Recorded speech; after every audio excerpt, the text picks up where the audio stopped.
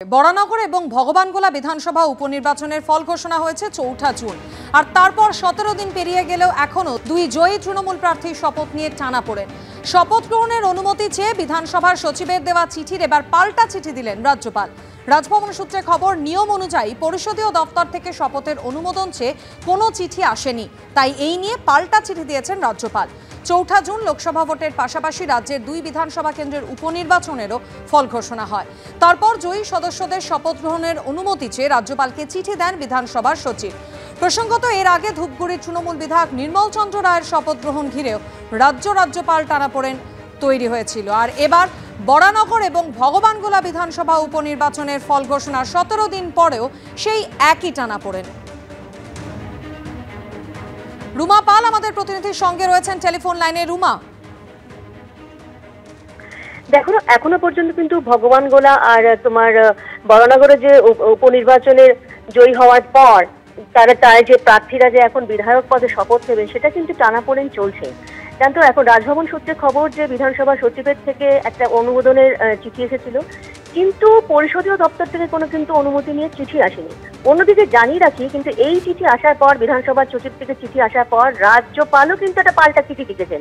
সেই চিঠিটাতে বলা হয়েছে যে সবচেয়ে প্রবীণ বিধায়ক কে আছেন, সবচেয়ে কনিষ্ঠতম বিধায়ক কারা, এবং এসসি বিধায়ক কতজন আছেন, কারা রয়েছেন, এই ধরনের চিঠি গেছে বিধানসভায়।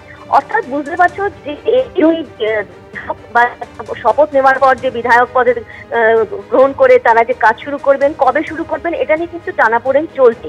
কারণ এখনো পর্যন্ত কিন্তু অনুমোদনও মেলেনি, এবং সেই অর্থে রাজভবনের বক্তব্য যে কোনো পরিষদীয় দপ্তর থেকে কিন্তু কোনো চিঠি আসেনি, সচিবের তরফ থেকে চিঠি এসেছিল। অর্থাৎ টানাপোড়েন এখনো চলছে।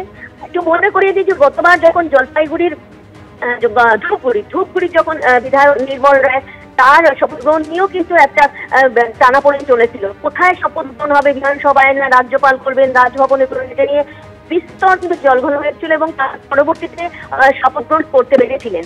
এবং এখন দেখা যাচ্ছে যে এই দুই বিধায়ক পদে যারা জয়ী হয়েছিলেন তারা শপথ গ্রহণ করে কবে কাজ শুরু করবেন সেটা নিয়ে কিন্তু টানাপোড়েন চলছে। এবং বিধানসভা থেকে চিঠি এসছে এবং পাল্টা চিঠি কিন্তু রাজ্যপালও পাঠিয়েছেন। অর্থাৎ কবে হবে এবং কবে শপথ গ্রহণ হবে, আবারও কি সেই একই পরিস্থিতি তৈরি হবে কিনা, বা রাজ্যপাল আবার রাজভবনে চাইবেন কিনা, এই কিন্তু একটা প্রশ্ন থেকে যাচ্ছে।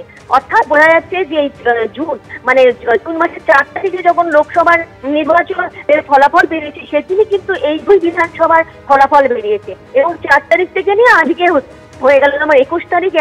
১৮ দিন পার হয়ে যাওয়ার পরও কিন্তু দুই যে প্রার্থী তারা কিন্তু বিধায়ক পদে কিন্তু এখনো শপথ গ্রহণ করতে পারলেন না, এবং রাজ্যপালের মধ্যে যে সংঘাত সেটা কিন্তু অব্যাহত রয়েছে। ধন্যবাদ রুমা।